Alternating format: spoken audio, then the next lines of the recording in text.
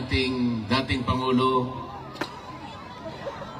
Salamat po sa pagmamahal nyo sa ating Vice President. Salamat, Mayor Pulong, at nandito ka rin pala. Salamat, Senator Robin. Salamat, Mayor.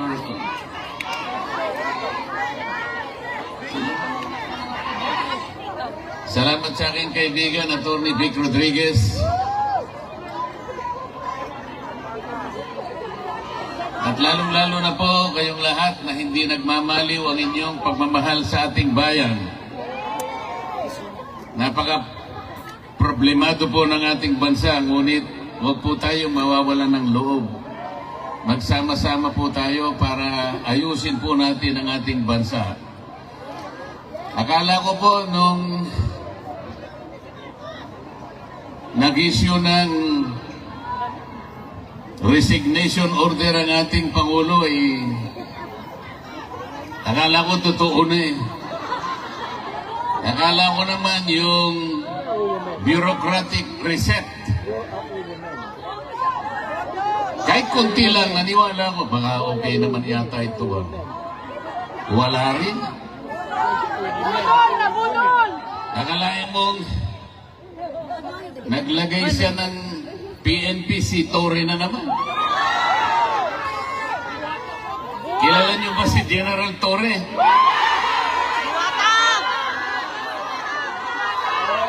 Si General Torre,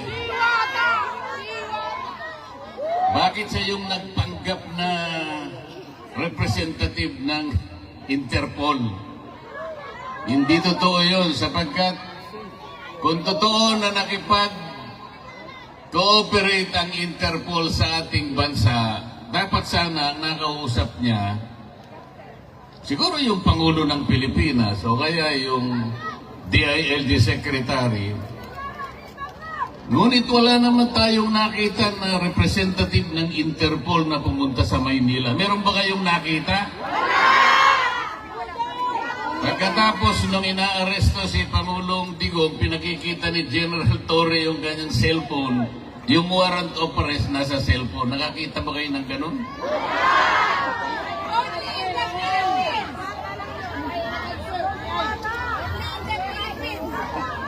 Hindi po ganun ang pagsisilbi ng warrant of arrest. Dapat po yung representative ng Interpol ang pumunta sa Maynila, dala-dala niya yung physical copy ng warrant of arrest. Ganon po yung paraan, hindi po pinakikita sa cellphone.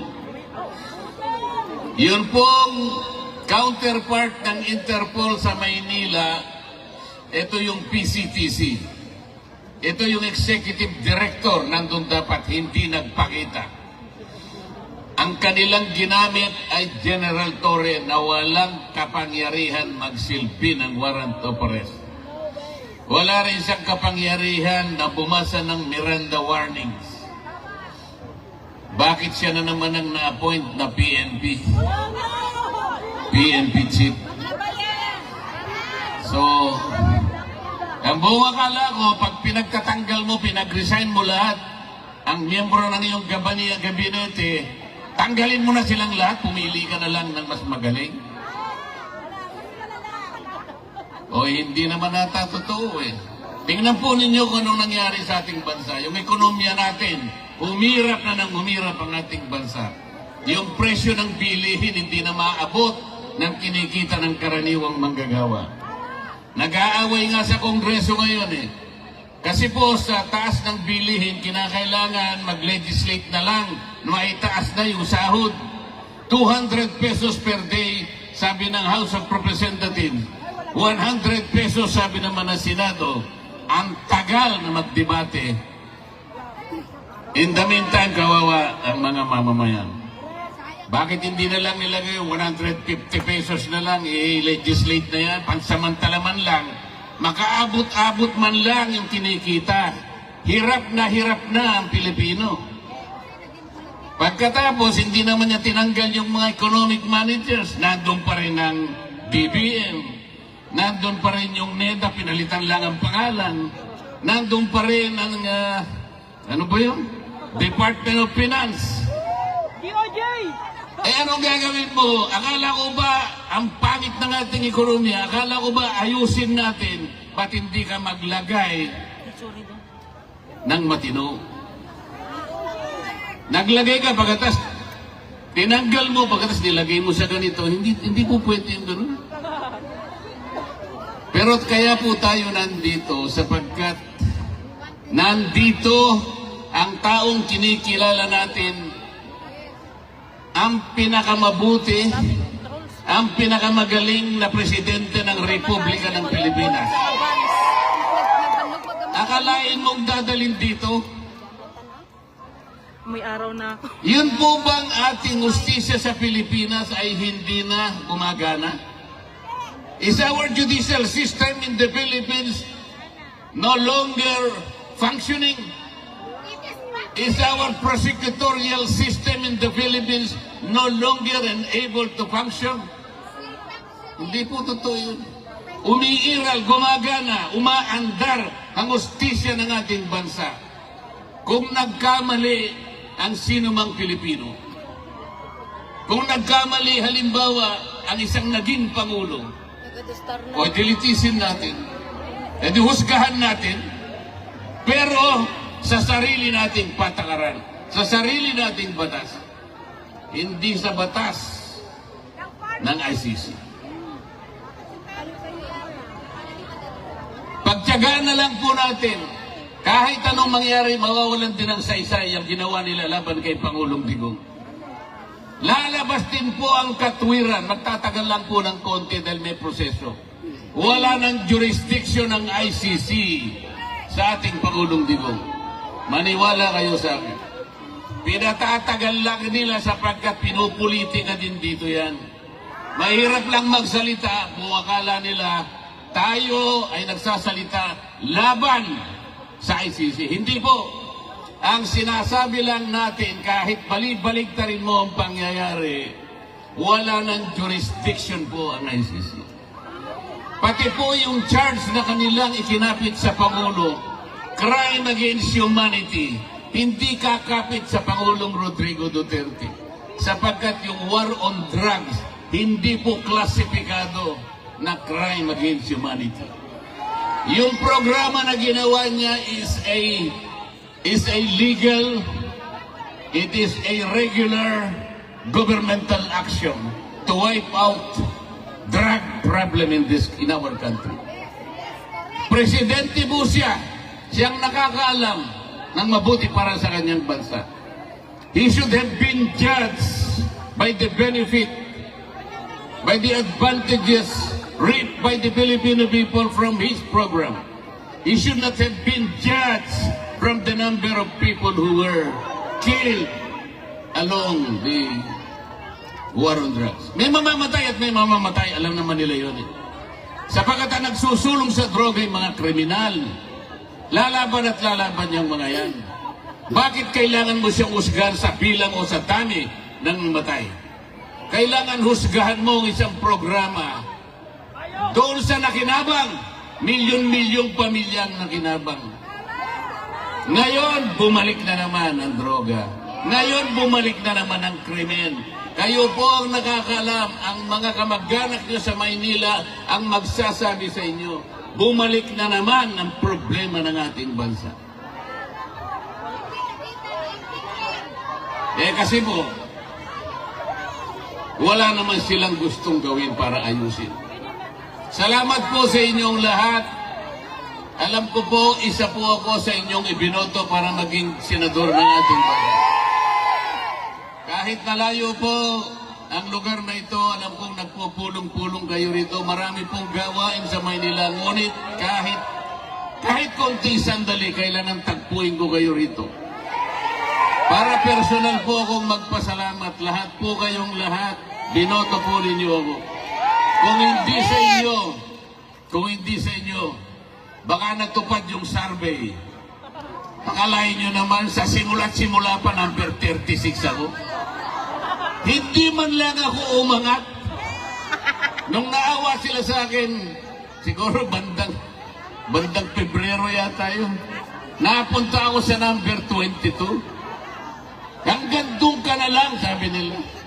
Malapit nang matapos ang Abril, 21 na naman ako. Pagkatapos nagmilagro isang araw, nilagay po nila ako number 12, pero isang araw lang yun.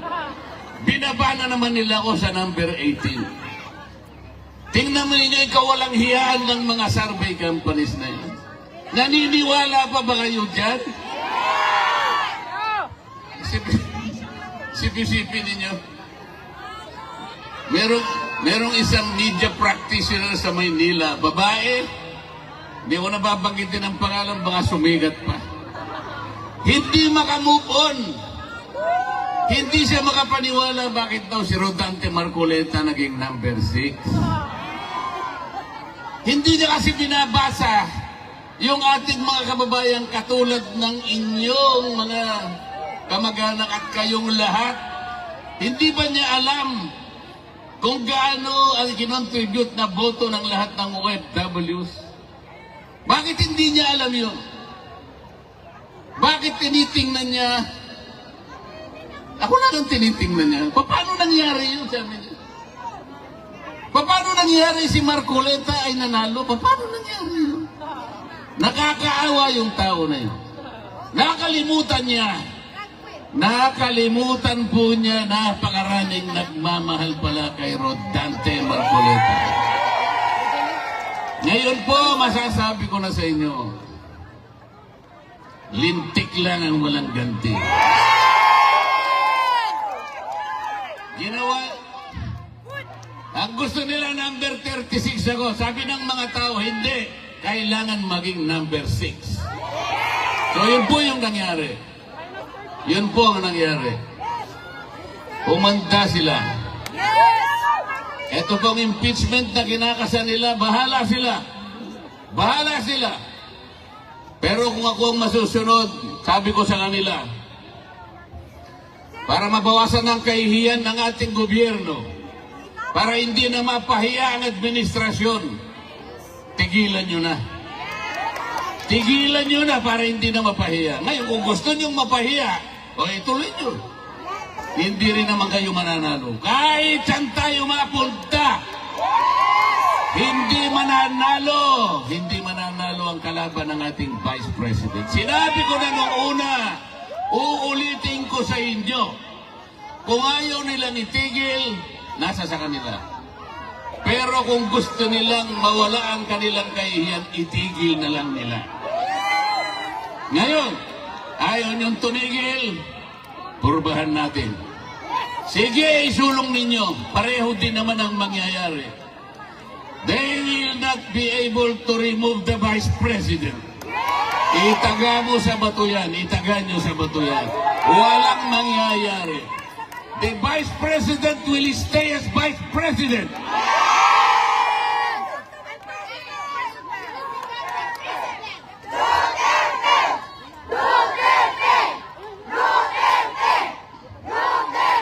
Malungkot lang po ako sapagkat bago ako pumunta rito, gumawa po ako ng request sa ICC. Payagan nyo sana ako kahit ilang minuto lang makausap ko ang dating Pangulo ng Republika ng Pilipinas. Nakikiusap ako sa inyo, sabi ko, sapagkat gusto ko siyang makita ng personal para personal kong sabihin sa kanya ang aking pagpapasalamat. Dahil ako po'y naging senador dahil sa tulong niya. Marami pong tumulong sa akin, ngunit siya ay malaki po ang naitulong niya sa akin. Naghintay po ako ng mga ilang araw. 1 linggo siguro o mahigit pa. Hanggang ako po'y tumulak papunta rito, wala po silang ibinigay na sagot sa akin. Sa aking palagay, hindi rin po ako makakapasok para makausap ko man lang. Kahit na ba 3 minuto ay hindi nila ako bibigyan? Anong klaseng justisya naman yung ICC na yan? Dito pa naman sa Europa, ang akala ko dito mas matatag, dito mas malinaw ang justisya sapagkat magagaling silang mga tao. Pati ba naman yung 3 minuto o 5 minutong ihingin ko lang, makausap ko man lang, makita ko man lang, mahawakan ko lang ang kamay, makita ko lang kung anong kalagayan niya.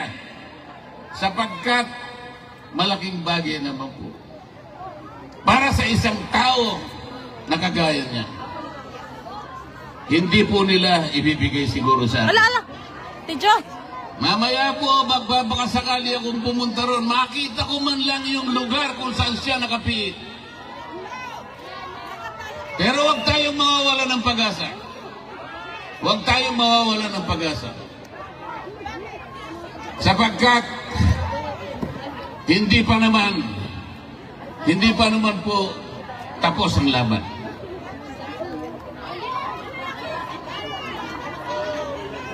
Sa ngayon po, maghintay lang po tayo. Maging matiisin lang tayo. Huwag tayong susuko. Huwag nating isusuko ang laban. Nasa panig po tayo ng katwiran. Nasa panig po tayo ng batas. Alam ko po, si Pangulong Duterte malakas ang kanyang loob. Hindi siya papayag. Hindi siya masisira ng loob. Kilala ko yung tao na yun. Makikipaglaban siya para sa inyo. Kahit kanya ng kalagay niya, nakapiit siya, pero kayo ang inaalala niya. Kaya, huwag po kayong mawawalan ng loob, huwag kayong mawawalan ng pag-asa. Tatapusin po natin ang laban. Maiuwi po natin ang Pangulong Digong. Let's bring him home. Salamat po sa